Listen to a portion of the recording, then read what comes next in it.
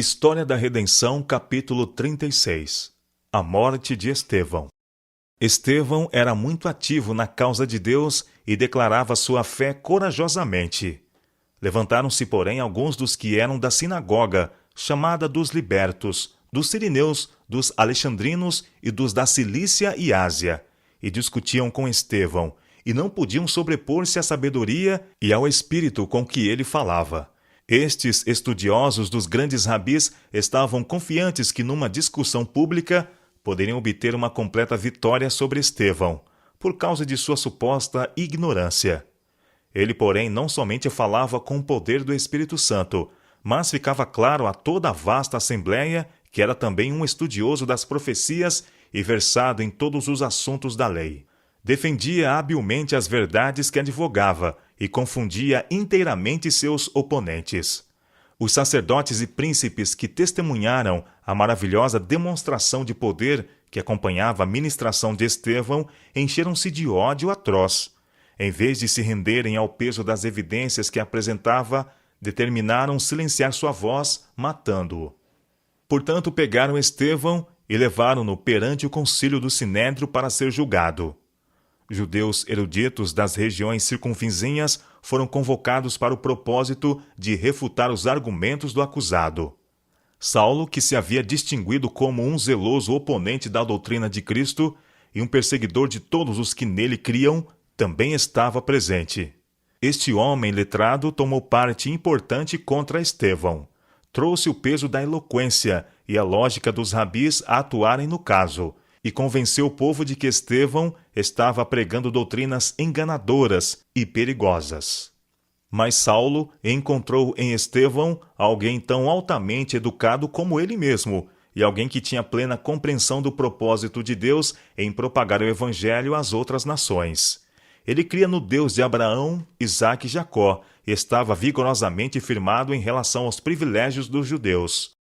Mas sua fé era ampla, e ele sabia que viera o tempo em que os verdadeiros crentes deviam adorar não apenas em templos feitos por mãos, mas, através do mundo, homens poderiam adorar a Deus em espírito e em verdade. O véu foi tirado dos olhos de Estevão, e ele discerniu o fim daquilo que foi abolido pela morte de Cristo. Os sacerdotes e príncipes em nada prevaleceram contra sua clara e calma sabedoria, embora fossem veementes em sua oposição. Determinaram fazer de Estevão um exemplo, e enquanto assim satisfaziam seu ódio vingativo, impediriam outros, pelo medo, de adotarem sua crença. Acusações foram proferidas contra ele, da maneira mais enganosa. Falsas testemunhas foram assalariadas para testificar que ouviram proferir palavras blasfemas contra o templo e a lei. Disseram: porque o temos ouvido dizer que esse Jesus, o Nazareno, destruirá este templo e mudará os costumes que Moisés nos deu. Quando Estevão se colocou face a face com seus juízes, para responder à acusação de blasfêmia, um santo fulgor resplandeceu em seu rosto. Todos os que estavam assentados no sinédrio, fitando os olhos em Estevão, viram o seu rosto como se fosse rosto de anjo. Muitos dos que contemplavam o iluminado rosto de Estevão tremeram e velaram a face, mas a pertinaz incredulidade e preconceito não se abalaram. A defesa de Estevão. Estevão foi interrogado quanto à verdade das acusações contra ele, e tomou sua defesa com voz clara, penetrante, que repercutia pelo recinto do conselho. Com palavras que mantinham a assembleia absorta, prosseguiu ele relatando a história do povo escolhido de Deus. Mostrou completo conhecimento da economia judaica e a interpretação espiritual da mesma, agora manifesta mediante Cristo. Começou com Abraão e fez um retrospecto através da história de geração em geração, repassando todos os registros nacionais de Israel a Salomão, acentuando os mais impressivos pontos para vindicar sua causa. Tornou clara sua própria lealdade para com Deus e para com a fé judaica, enquanto mostrava que a lei na qual os judeus confiavam para a salvação não fora capaz de salvar Israel da idolatria. Ligou Jesus com toda a história judaica. Referiu-se à construção do templo de Salomão e às palavras deste, bem como de Isaías. Mas o Altíssimo não habita em templos feitos por mãos de homens. O céu é o meu trono e a terra o estrado de meus pés. Que casa me edificareis? Diz o Senhor. Ou qual é o lugar do meu repouso? Porventura não fez a minha mão todas estas coisas? O lugar da mais alta adoração de Deus estava no céu. Quando Estevão atingiu este ponto, houve um tumulto entre o povo. O prisioneiro leu sua sorte nos rostos diante dele. Viu a resistência que encontraram suas palavras, que falara sob a direção do Espírito Santo. Sabia que estava dando seu último testemunho. Poucos dos que leem este discurso de Estevão o apreciam convenientemente. A ocasião, o tempo e o lugar devem ser tidos em mente para fazer com que suas palavras expressem seu completo significado. Quando ele estabeleceu conexão entre Cristo e as profecias, ele falou, como fizera, a respeito do templo. O sacerdote, pretendendo estar tomado de horror, rasgou suas vestes. Este ato foi para Estevão um sinal de que sua voz logo silenciaria para sempre.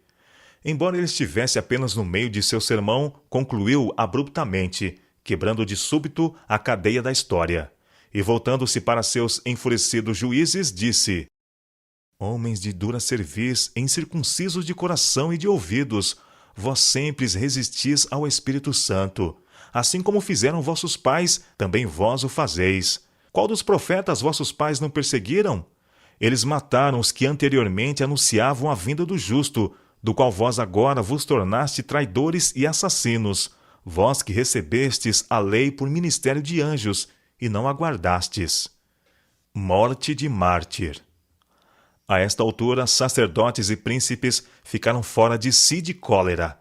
Agindo mais como feras rapinantes do que como seres humanos, precipitaram sobre Estevão, rangendo os dentes.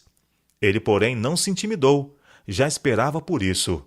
Seu rosto estava calmo e resplandecia com uma luz angelical. Os enfurecidos sacerdotes e a turba excitada não aterrorizavam.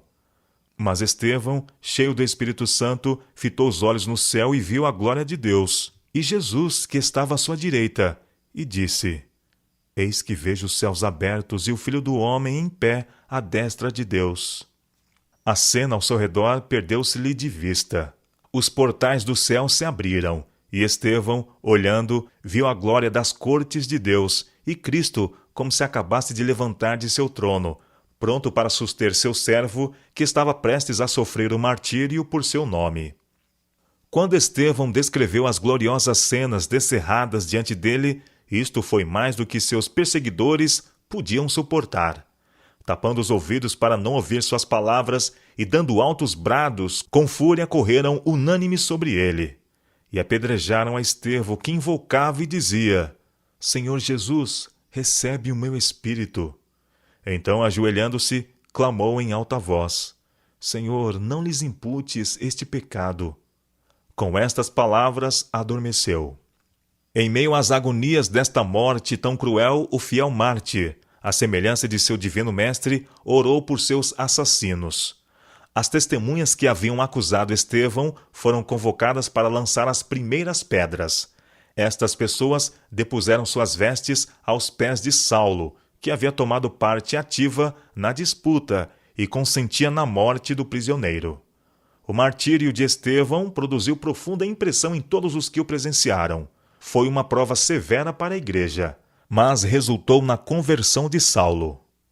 A fé, constância e glorificação do mártir não podiam ser apagadas de sua mente. O sinal de Deus em seu rosto, suas palavras, que alcançavam a alma de todos aqueles que as ouviam, exceto daqueles que estavam endurecidos pela resistência à luz, permaneciam na memória dos observadores e testificavam da verdade do que ele tinha proclamado. Nenhuma sentença legal fora pronunciada contra Estevão, mas as autoridades romanas foram subordinadas com grandes somas de dinheiro para não fazerem investigação sobre o caso. Na cena do julgamento e morte de Estevão, Saulo parecia estar imbuído de um zelo frenético. Parecera ficar irado com sua própria convicção íntima de que Estevão fora honrado por Deus, ao mesmo tempo que ele era desonrado pelos homens.